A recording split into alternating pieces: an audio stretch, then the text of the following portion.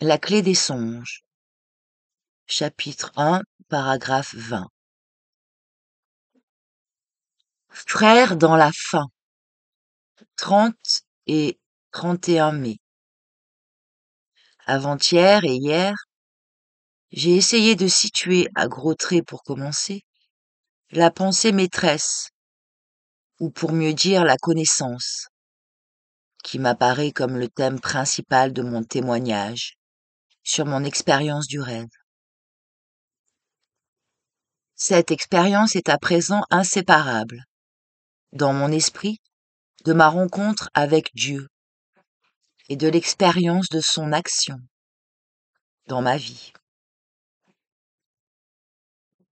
C'est pourquoi je n'ai pu m'empêcher de m'exprimer comme si je m'adressais à quelqu'un pour qui Dieu serait déjà, non un concept ou un simple mot, chargé d'associations valorisantes ou péjoratives, variant à l'infini d'une personne à l'autre, mais bien une réalité vivante, enracinée dans son expérience, comme elle l'est désormais dans la mienne. C'est un peu comme si c'était à moi-même que je m'étais surtout adressé à travers un lecteur imaginaire. À moi. Au point où j'en suis en ce moment, même, où j'écris. Et certes, l'écriture est un puissant moyen pour faire se décanter et s'ordonner une masse plus ou moins confuse encore de connaissances brutes, si éclatantes soient-elles, chacune séparément, apportées dans les flots tumultueux d'une expérience encore tout fraîche. Pourtant, je sais bien que si Dieu m'assigne la tâche de témoigner de cette expérience,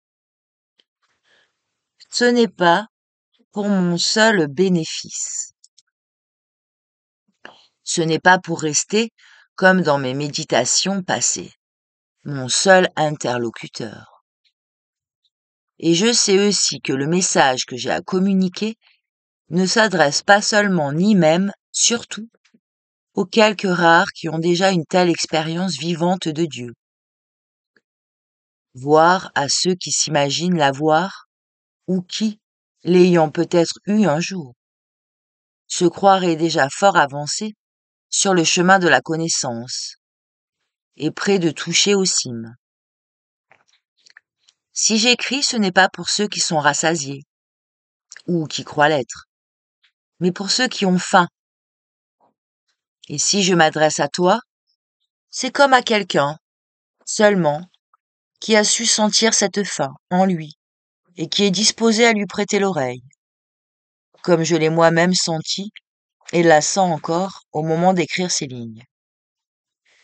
C'est par cette faim seulement que je te connais et que nous sommes frères, frères dans la faim. 1:21. Rencontre avec le rêveur ou question interdite. J'allais écrire sur ma lancée qu'il y a 7 mois encore, je n'avais moi-même pas d'expérience vivante, irrécusable de Dieu, et que cela n'a pas empêché pour autant que j'accueille en moi le message qu'il me destinait. Je me suis repris à l'instant en songeant qu'en réalité, j'avais déjà une telle expérience vivante, et ceci de bien des façons, mais sans le savoir. Et je suis sûre qu'en regardant bien, tu découvriras tôt ou tard, avec émerveillement peut-être, qu'il en a été de même pour toi, que depuis longtemps, tu avais déjà l'expérience de Dieu, ne serait-ce que par tes rêves, quand il sera devenu clair pour toi que le rêve est bel et bien une expérience de Dieu commune à tous les hommes, que c'est la façon la plus commune pour Dieu de parler aux hommes. Mais bien sûr, cette expérience quotidienne change soudain de dimension, quand on découvre sa nature véritable, son sens profond.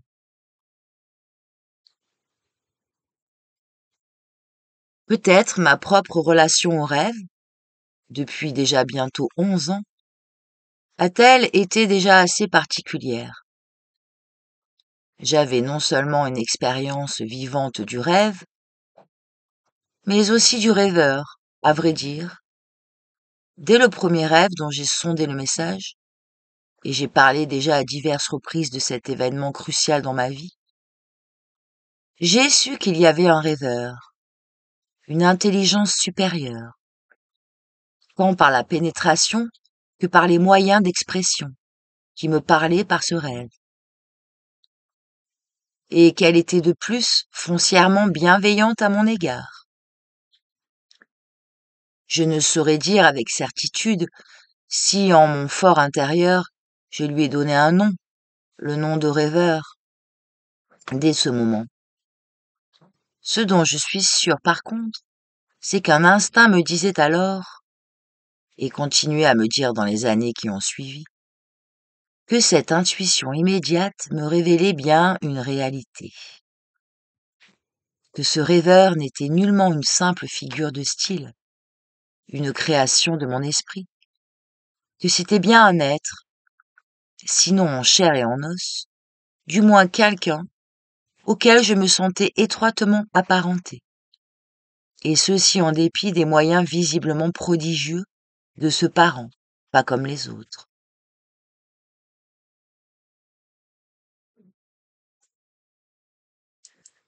Une parenté en quelque sorte spirituelle. Y a-t-il parenté plus irrécusable que lorsque tu ris aux éclats en communion avec l'autre, saisi par le comique imprévu d'un tableau haut en couleurs qu'il vient de brosser à ton intention. Et quant au surplus, ce tableau te représente dans quelques aspects insoupçonnés qu'il te fait découvrir. Et quand c'est de toi-même que tu ris, ainsi à gorge déployée. Et plus d'une fois aussi, oui, souvent, puis-je dire maintenant, j'ai pleuré, touché par la parole de vérité, et j'ai su en pleurant tout le bienfait de ces larmes.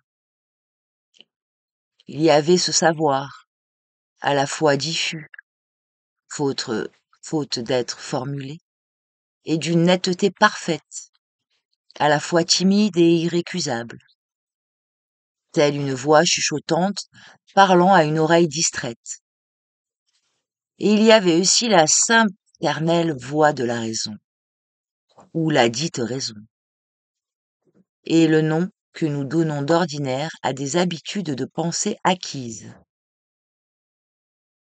si bien enracinées que nous avons le plus grand mal à nous imaginer qu'on puisse décemment fonctionner d'une autre façon. Pour cette voix-là, ces inconsistantes histoires de rêveurs qui flottaient dans l'air, une sorte d'allégorie en somme, de personnalisation symbolique. Ça faisait vraiment pas sérieux. C'était même du dernier mauvais goût. Je ne me rappelle pas, d'ailleurs, avoir consacré à cette question ne serait-ce qu'une minute de réflexion, et serais enclin à croire que ces escarmouches avaient lieu seulement au niveau subconscient, c'est-à-dire à fleur de conscience. S'il m'est arrivé d'y penser, ça a dû être comme malgré moi, en des moments d'absence où les pensées divaguent, comme elles veulent. Y consacrer une réflexion, si courte soit-elle, une sorte de réflexion métaphysique, quasiment m'aurait semblé pure dispersion. Une spéculation plus ou moins gratuite, oui, me divertissant de ma véritable tâche, faire connaissance avec moi-même.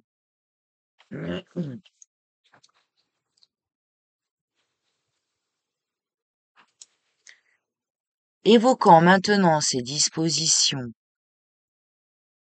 je me rends compte qu'il y avait là une sorte de fausse humilité. En somme, j'avais décidé de n'accorder attention qu'aux roueries du patron et aux escarmouches et alliances de fortune entre lui et la pulsion érotique. Petit astérix, j'utilise l'image du patron pour personnifier le moi ou ego. Il représente la partie conditionnée de la psyché, reflet des consensus sociaux et produit des réactions de la psyché pour s'adapter aux contraintes et répressions de toutes sortes qui ont pesé sur elle depuis l'enfance. Les mouvements de la vanité et de l'orgueil, mais aussi de l'agressivité et de la peur, sont en tout premier lieu des émanations du patron. D'autre part, c'est le patron aussi, et de là son nom, qui se charge des questions d'intendance de l'entreprise, que représente la psyché, et tout particulièrement des publiques relations avec la société humaine et ses représentants immédiats, notamment parmi les proches. Cette image se trouve introduite et expliquée quelque peu dans Récolte et semailles 1, dans la section L'enfant, et s'est reprise et développée un peu partout dans la suite des Récoltes et semailles.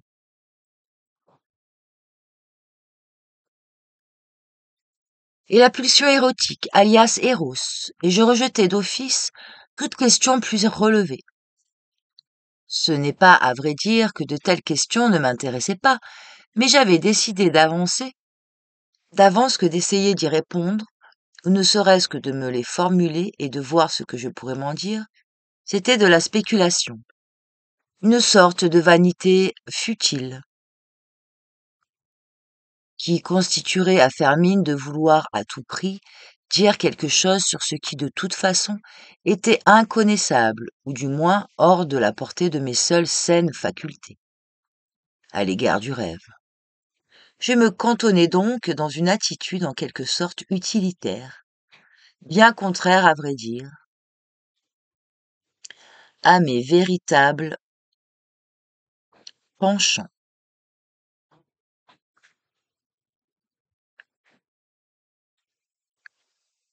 Je me contentais de profiter de l'aubaine qui était pour moi les rêves, venant providentiellement m'apporter une connaissance que j'aurais été bien en peine d'acquérir par mes propres moyens.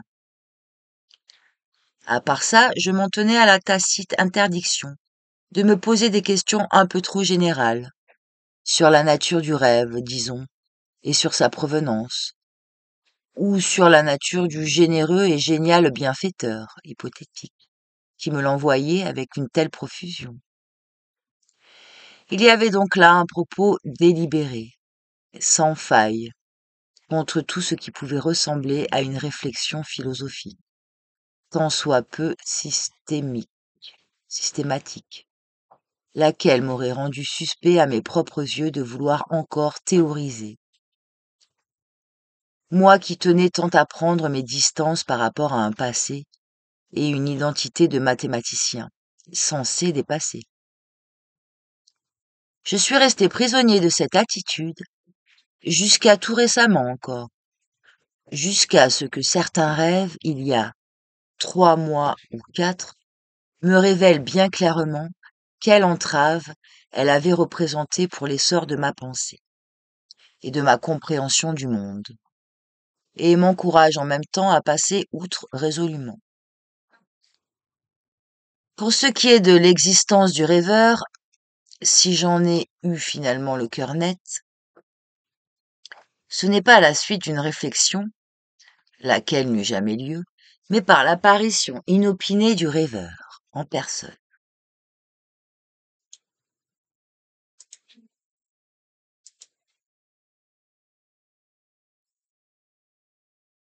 C'était comme de juste, dans un rêve, il va y avoir 5 ans, en août 1982. J'aurai à revenir sur ce deuxième tournant, capital dans ma relation au rêve et au rêveur, 6 ans après le premier.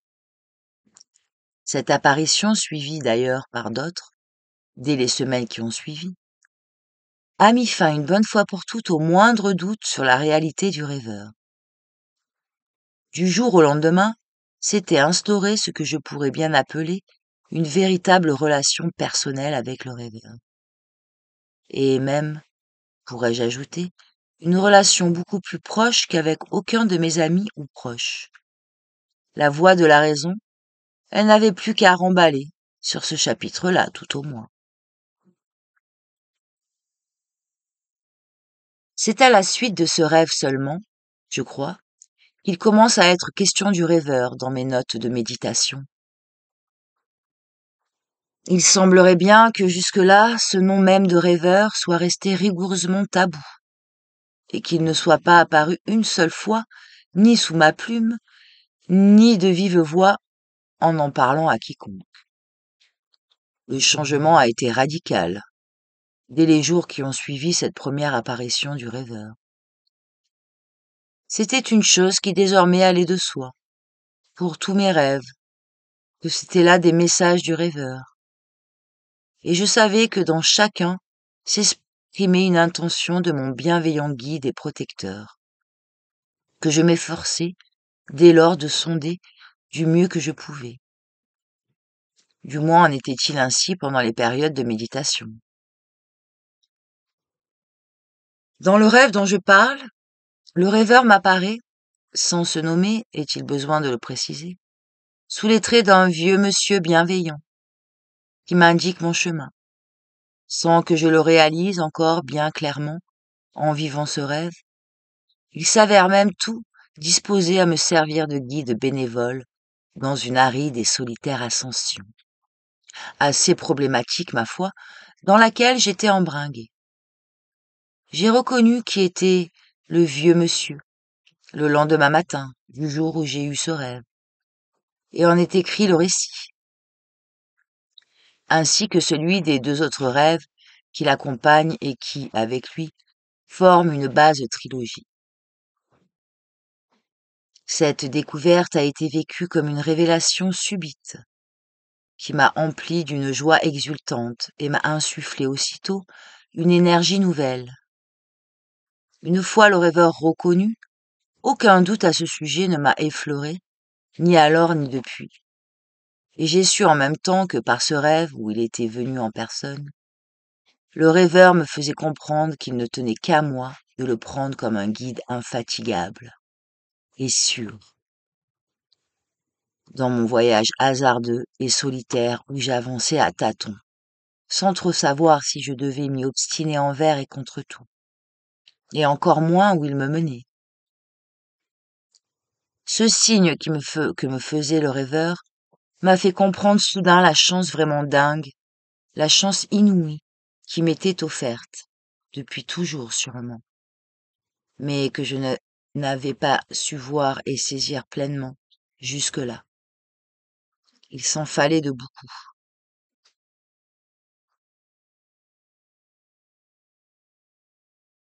Il n'était pas question, certes, que je continue à gâcher une chance aussi extraordinaire. Il y a eu alors un élan de confiance totale, de joie reconnaissante, et un choix. Désormais, j'allais suivre ce guide providentiel. Je crois pouvoir dire que cette confiance absolue, cette foi sans réserve, ne s'est jamais démentie depuis. Mais il est vrai aussi que dans les années qui ont suivi, j'ai été loin d'être à la hauteur de mon choix, et j'en suis loin maintenant encore. Bien souvent, je me suis bornée à écouter d'une oreille distraite ce qu'il me disait, et redisait avec insistance et avec une inlassable patience. Mais ce qui limitait surtout la portée pratique de ce choix, je crois, c'est que je continuais à investir dans la réflexion mathématique une part considérable de mon énergie. Du moins, puis-je dire que dans les 3 grandes périodes de méditation par laquelle j'ai passé depuis lors, mon travail, mon travail a bel et bien consisté, à peu de choses près, à sonder au fur et à mesure ce que le rêveur me disait nuit après nuit, ou sinon à revenir sur certains rêves des années écoulées, évoqués par ceux que je venais de recevoir. C'est vraiment une chose étrange que malgré cette sorte de familiarité avec le rêveur, si j'ose encore hasarder une telle expression. Malgré cette relation étroite et intense, j'ai persisté à m'interdire, tacitement du moins, de me poser la question qui semblerait pourtant s'imposer. Mais qui est donc le rêveur? Je continuais en somme à me cantonner dans l'attitude utilitaire décrite tantôt. J'avais un guide incomparable. Je savais que je ne pouvais lui faire une totale confiance. Cela suffisait du moins au niveau conscient, où la consigne restait, surtout pas de questions métaphysiques. Au niveau subconscient, et même avec l'existence du rêveur, désormais hors de question, ça restait plus ou moins comme avant, une sorte de brume indécise, un embrouillamini confus que je ne daignais examiner jamais. La voix chuchotante, elle était claire au moins sur un point. Le rêveur n'est pas une partie de moi-même, de ma psyché, la partie la plus créative, disons, ce que j'appelais aussi parfois l'enfant en moi. Je le sentais bel et bien distinct de moi, ne serait-ce que par ses moyens prodigieux qui dépassent infiniment ceux que je ne me connais. Je ne pouvais absolument pas les méprendre pour les miens, même en les attribuant pour les besoins de la cause, à un inconscient profond, plus ou moins hypothétique, auquel le regard conscient n'aurait jamais accès direct. Quant à la voix de la raison, elle laissait entendre qu'il n'y avait vraiment aucune raison de chercher ici, midi à 14 heures. Après tous les rêves, c'était bien dans ma psyché que ça se passait, non? Et d'ailleurs, c'était bien connu que l'inconscient, il se posait un peu là comme créativité.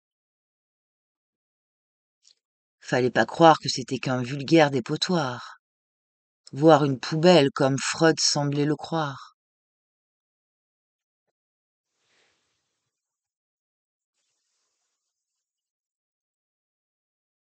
Je devais bien avoir entendu parler un peu de C.G. Jung à ce sujet, que c'était désormais chose classée, qu'il y avait que ce fameux inconscient. Et voilà même que je tombe par le plus grand des hasards, c'est le cas de le dire, sur l'autobiographie de ce même Jung. Pour être intéressant, c'était intéressant. Et Dieu sait s'il en était question d'inconscient et tout entouré de vibrations lumineuses. C'est là en grec ou en latin le terme séant, qui remplace désormais des expressions désuètes, et d'une naïveté charmante comme sacré, religieux ou divin. Cet inconscient-là, ai-je compris alors, il avait maintenant remplacé le bon Dieu des bons vieux jours. C'est vrai que de nos jours, et entre distingués savants et humanistes, ce pauvre bon Dieu n'est tout simplement plus sortable. Même pour un bon chrétien, et quand on est quelqu'un, ça fait vraiment plus sérieux d'en parler, ou alors en grec, ou en latin, ou mieux encore en sanskrit, chinois ou japonais. Tandis que l'inconscient Freud l'avait bien prouvé. Mais moins on parlait de celui-là, mieux ça valait. C'était on ne peut plus scientifique à la bonne heure. Personne ne pouvait prétendre le contraire, non? Dieu sait que je brûlais à ce moment. Fallait vraiment que je me sois empêché dur. Alors, pour ne pas faire un rapprochement et trouver la réponse toute prête, et que peut-être j'avais su, depuis toujours, à la question formulée, qui est donc le rêveur, je me doutais bien déjà que le rêveur était présent et bien éveillé, pas seulement au moment où moi je dors et rêve. Je me la serais posée alors cette question. C'était pas possible que je tombe pas sur la réponse évidente, celle qui s'imposait. Mais dans mon esprit, comme dans celui de beaucoup d'autres sûrement, ce genre de question même étaient questions interdites. Désolé, pas la peine d'insister. Passons aux choses sérieuses. L'inconscient et tout ça.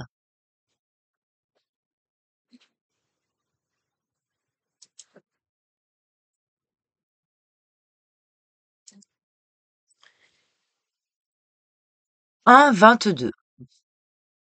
Retrouvailles avec Dieu, ou le respect sans la crainte. 1 et 2 juin.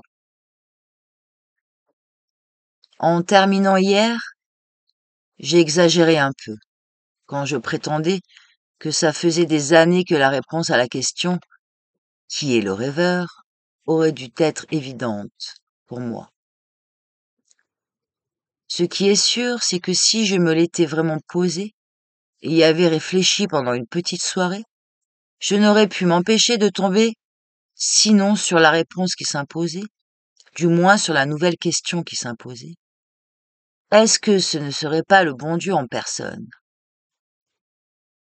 C'était vraiment là l'idée naturelle, vu le point où j'en étais alors dans mon expérience du rêve.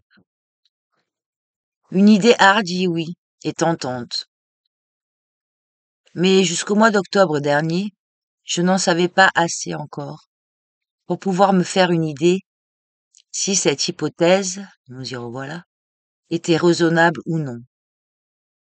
Et c'est un mois plus tard, sous l'afflux de mes rêves et sans la chercher, que la réponse est venue, sans même que j'aie eu à me poser la question.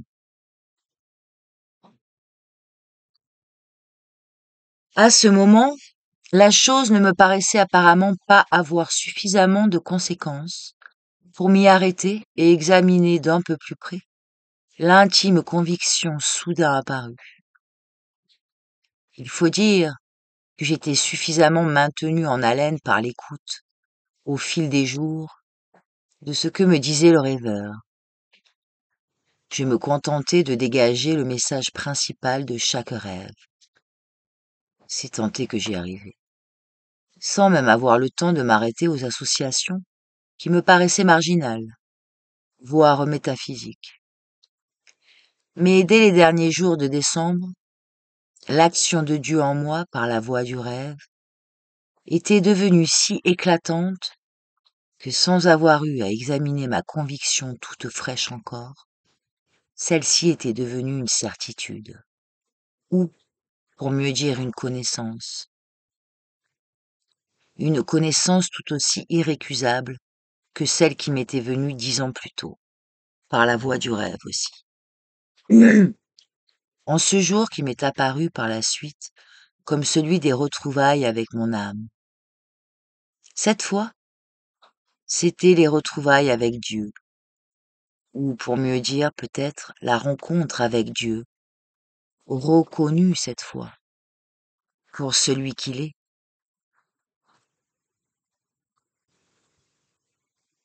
C'est la première telle rencontre dans ma présente existence terrestre, et comme j'ai cru comprendre par un de mes rêves du début février, la première aussi dans la longue suite de mes naissances passées. Mais j'anticipe.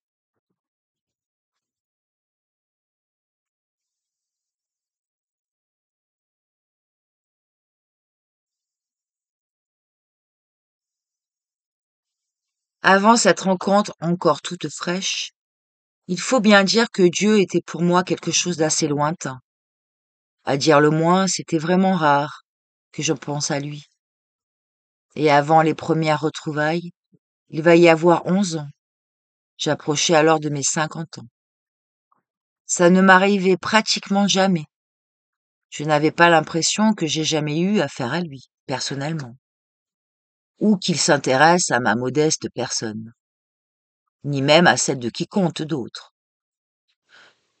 Bien sûr, je savais qu'il y avait des gens qui étaient censés avoir communiqué avec Dieu de façon et d'autre.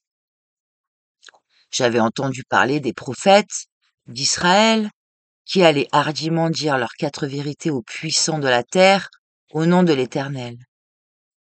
Ça au moins ça avait de la gueule. Mais je n'étais pas trop sûre dans quelle mesure on pouvait y ajouter foi à tout ça. Même si, Souvent, la bonne foi des témoins était visiblement hors de cause. Je n'avais jamais fait l'effort de me faire une idée à ce sujet, d'en avoir le cœur net. À vrai dire, je n'avais pas l'impression que ça me concernait vraiment. Il me faudra revenir de façon circonstanciée sur l'histoire de ma relation à Dieu et de l'idée que je me faisais de lui. Je sens bien que le sens même de ce que j'ai à dire sur lui et le crédit qu'on peut attacher à mon témoignage sont inséparables de tout un contexte dont cette histoire est peut-être le principal ingrédient.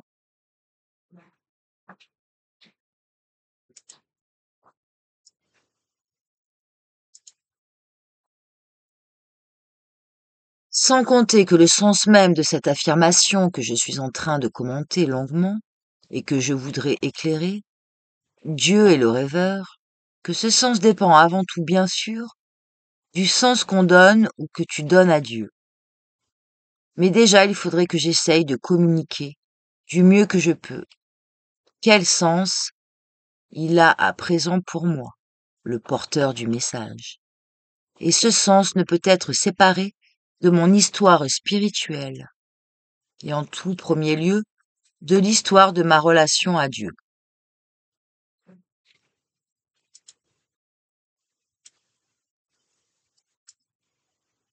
Pour le moment, je voudrais seulement souligner que pour ce qui est de ma relation au rêveur, et jusque vers le mois de novembre, l'an dernier encore, celle-ci était bien loin de se placer dans des tonalités qu'on songerait communément appeler religieuses. L'idée ne me serait du moins jamais venue de l'appeler ainsi, pas plus après ma première rencontre avec le rêveur en chair et en os, dont j'ai parlé hier qu'avant.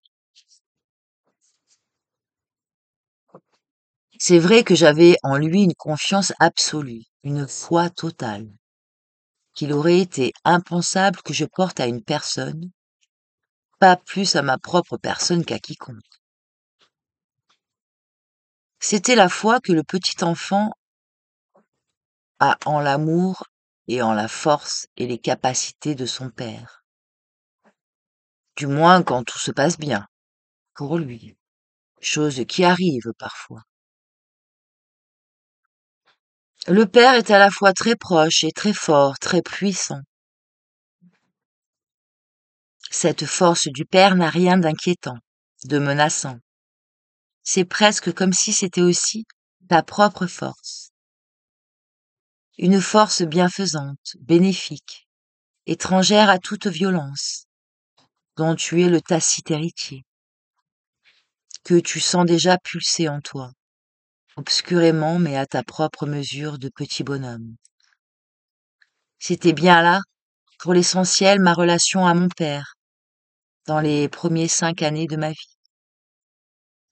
Il n'y avait en elle aucune crainte. À aucun moment dans ma vie je n'ai craint mon père. Et telle aussi était ma relation au rêveur. Avec cette différence que je savais que mon père était faillible, même si je le sentais puissant et riche en connaissances certaines. Mais je n'avais jamais surpris le rêveur en défaut. Il m'arrivait bien de ne pas être d'accord avec lui, mais je crois que je savais bien, en mon fort intérieur, qu'il avait raison. En même temps, un instinct me disait qu'il n'était pas question que je lui donne raison, passivement, et que ce n'était nullement dans cette intention-là qu'il me parlait par les rêves, mais bien pour que je me donne le mal de m'y confronter. Et ça ne ratait jamais. Quand je grattais un peu, plus en dessous de la surface, je découvrais, avec le plaisir de celui qui voit s'ouvrir à lui une compréhension nouvelle, que c'est bien lui qui avait vu juste, par cette pénétration d'une sûreté infaillible. Le rêveur était bien différent de moi, et aussi, de cela je n'avais pas le moindre doute, de toute autre personne au monde, depuis qu'il y a des hommes sur terre. Et en même temps, je me sentais pourtant tout proche. Il pouvait être mon père, comme il pouvait être mon grand frère, ou une grande sœur espiègle. Son autorité, souvent malicieuse, n'était jamais une contrainte, mais toujours don pur, sans nulle obligation pour moi d'accepter ni de reconnaissance. Mais toujours don pur, sans nulle obligation pour moi d'acceptation ni de reconnaissance. C'est bien à cause de tout cela que la fameuse voix de la raison pouvait insinuer qu'au fond, le rêveur, c'était qu'une partie de moi, la partie méconnue, pour ainsi dire. Ça équivalait donc à dire qu'au fond, j'étais un infaillible, méconnu. Il n'avait plus manqué que ça. Quand je m'exprime sur son compte, dans les notes de méditation, après la rencontre, celle dont j'ai parlé hier, l'idée ne me serait pas venue de mettre des majuscules à il et lui. Mais quand j'ai su finalement qui il était, il a fallu du temps avant que je songe à les mettre, les majuscules. Et j'ai même été un peu indécis quelque temps. Je me sentais encore tellement à tu et à toi avec lui. Ce qui est sûr, c'est que je n'ai jamais eu la moindre crainte, ni du rêveur, ni de Dieu. Et ça m'étonnerait que j'en ai jamais, sans prétendre pourtant prédire l'avenir. Je n'ai pas vu sa colère, et j'ignore s'il m'est arrivé ou s'il m'arrivera de la susciter. Je sais bien que sa puissance est infinie, et qu'il arrive, qu'il châtie les corps ou les anéantisse. Mais la pensée de sa colère n'a rien pour m'effrayer, car je sais aussi que sa colère n'efface pas son amour, et qu'il veille comme sur une chose très précieuse, sur cela en chacun de nous, qui doit rester intact. Pour ce qui est des majuscules, j'ai fini par m'astreindre et par m'habituer à les mettre, même dans mes notes personnelles. Je me suis dit que vis-à-vis de Dieu, et même en les moments où on le sent tout proche, il ne peut y avoir excès de respect, et que, sauf pour le petit enfant, des airs de familiarité ne sont pas de mise. Et plus encore dans les textes destinés à publication, car le respect pour Dieu, tout comme le respect pour l'homme, fait à son image et pour son âme, s'est érodé de façon effrayante. Même les croyants de nos jours n'osent plus trop le prendre au sérieux, dirait-on, et semblent constamment plaider l'indulgence des gens éclairés au nom de l'humanisme, de s'obstiner encore dans un aussi flagrant anachronisme.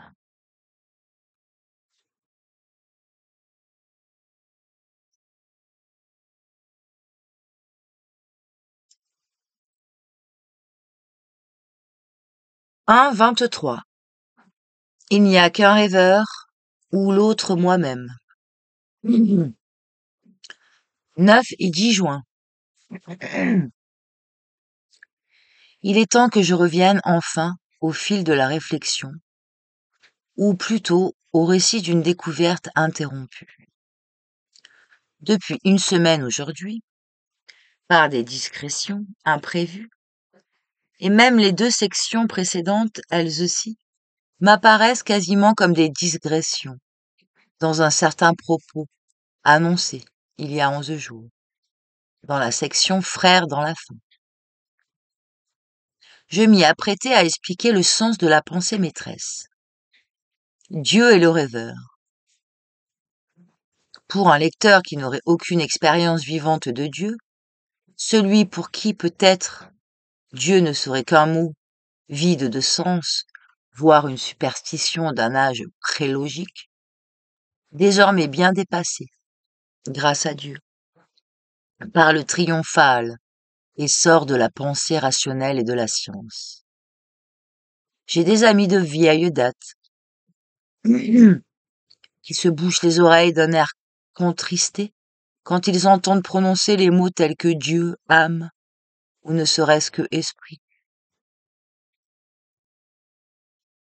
Je ne sais s'ils liront mon témoignage, mais c'est pour eux aussi que j'écris, avec l'espoir, qui sait, qu'il secourra peut-être une vision des choses trop bien et trop longtemps assises. Aussi je me disposais à reformuler l'idée maîtresse, de façon qu'elle ait au moins un sens intelligible, non pour certains seulement, mais pour tous. Il s'agissait donc en somme d'éliminer Dieu de ma proposition. C'était le 30 mai. Mais de ce jour-là et jusqu'à aujourd'hui encore, comme malgré moi, tiré en avant par les associations se suivant au fil des heures et des jours, je n'ai fait pratiquement que parler de celui-là même qu'il s'agissait d'éliminer. C'est de l'obsession, dira-t-on, et avec raison sûrement. Dans le passé, j'étais obsédée de matchs, et tout le monde me tapotait l'épaule gentiment en me disant que c'était très bien. Dans le passé, j'étais obsédée de maths, et tout le monde me tapotait l'épaule gentiment en me disant que c'était très bien. Quand ensuite ça a été la méditation, ça a jeté une gêne. À quoi ça ressemblait? On vous le demande un peu. Maintenant que c'est Dieu, c'est bien pire. Un mathématicien qui se met à avoir des révélations. Fou allié, oui. En commençant à écrire ce livre, je ne me figurais pas à quel point Dieu y serait partout.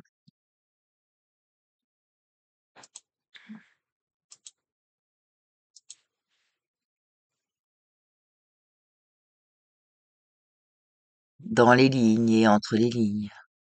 Je voulais être diplomate, le cacher dans mes manches, plus ample qu'on ne soupçonnerait, pour le sortir vers le milieu du livre, d'un air innocent, au moment où on s'y serait attendu le moins, comme une conclusion imprévue à la fin d'une longue démonstration. Mais il n'y a rien eu à faire. Ce grand invisible, une fois qu'il s'est fait connaître, ne se laisse pas cacher comme ça. Et j'aurais dû m'en douter. Il se rit des démonstrations. Têtu à ma façon, je vais quand même essayer de revenir à mon élimination et voir ce que ça donne, mais par le biais subjectif encore, en partant de mon propre vécu, dans ma relation au rêveur. Comme je l'ai dit et redit, je me rendais bien compte dès le début que le rêveur, celui qui se manifestait à moi par les rêves, était infiniment plus fort que moi. Décidément, c'était un autre que moi, même si je me sentais proche parent de lui. Tout ce que je savais, il le savait. Tout ce que je percevais, il le percevait. Mais avec une profondeur, une acuité, une vivacité, une liberté qui me faisaient défaut. Comme elles font défaut aussi à tous ceux à qui j'ai jamais eu affaire.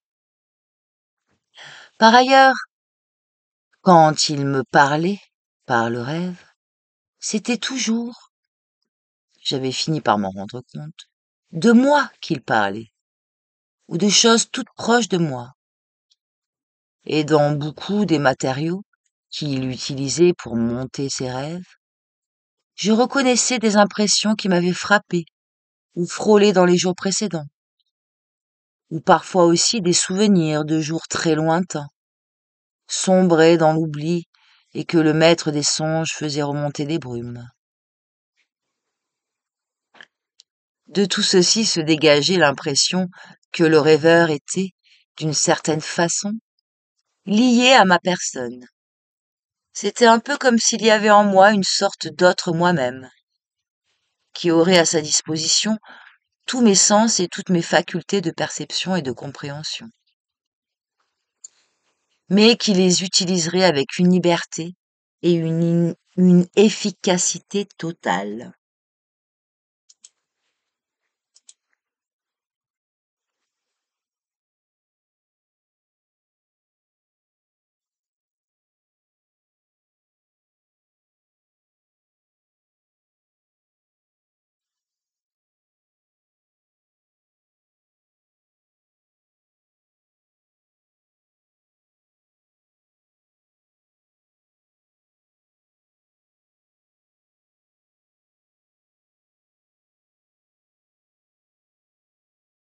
Alors que je ne vivais, je m'en rendais compte depuis longtemps, que sur une infime portion de mes moyens.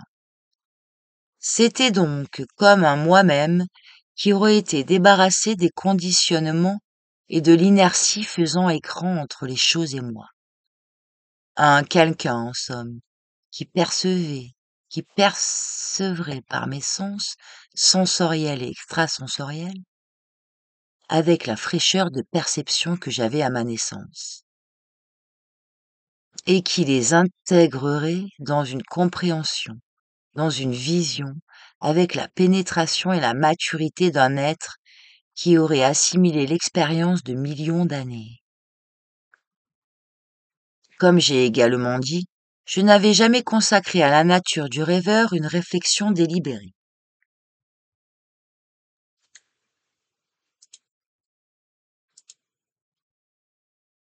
Mais mes pensées ont dû ici et là, en vagabondant, frôler la question sans s'y arrêter.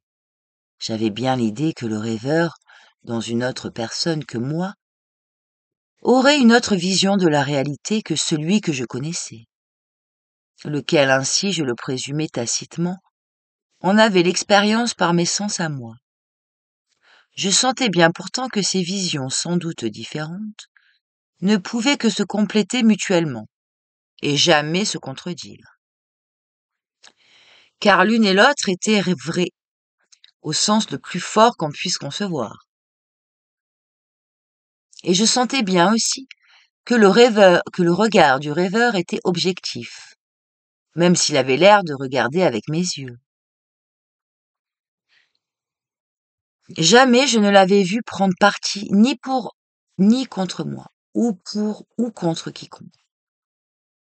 Il se bornait à montrer les choses et les autres tels qu'ils sont, et toujours par quelques aspects cachés qui m'avaient échappé. Cette objectivité n'était qu'un aspect de sa totale liberté, par rapport à ma personne et à celle de quiconque. Mon impression donc, c'était que la vision du rêveur en moi et celle du rêveur en une autre personne étaient des visions également vraies, également objectives, d'une même réalité absolue, mais vues sous des angles différents. Rien dans mon expérience de mes rêves, avant l'automne dernier, ne m'aurait permis de supposer que le rêveur en moi en savait et en voyait plus que ce qu'il pouvait voir par cet angle particulier, lié à ma personne. Qu'il connaisse cette réalité absolue tout entière, par tous les angles à la fois, en d'autres termes, qu'il n'était d'aucune façon lié à ma personne, comme j'en avais eu l'impression du fait qu'il ne me parlait que de ce qui me concernait directement. Et voici maintenant le fait nouveau vraiment extraordinaire, l'incroyable bonne nouvelle dont j'ai acquis connaissance sans trace du moindre doute. Le rêveur en moi est le même que le rêveur en toi, ou que le rêveur en toute autre personne qui ait jamais vécu.